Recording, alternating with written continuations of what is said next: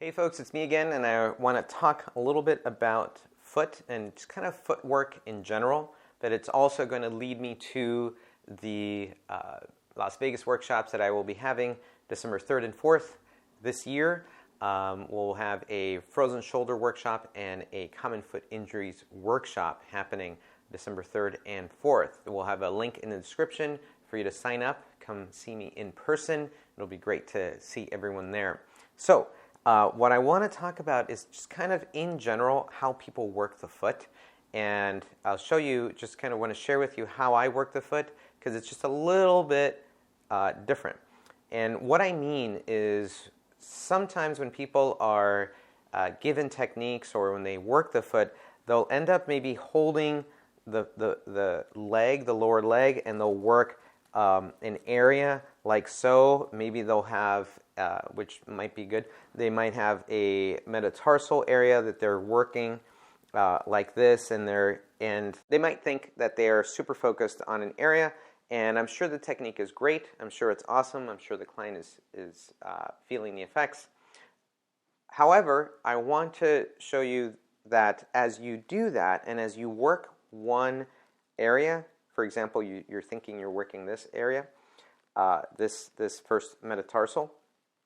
Notice how even all the bones the bones of this foot are moving around with your force. Notice as you're doing this, everything seems to be moving, right? And like I said, that might be fine. But if you want to put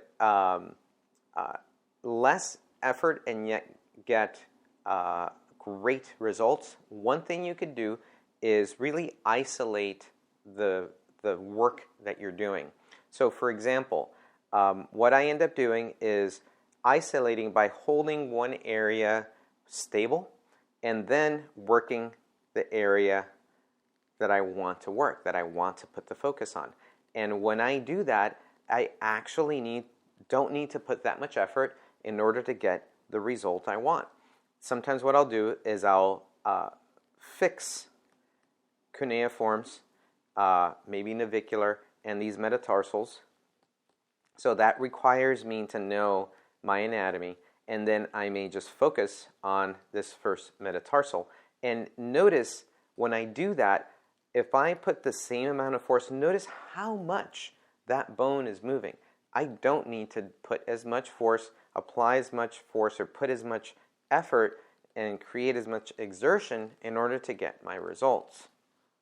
So this is how I work, and this is how I share my footwork with my students. So I'd love to share that with you.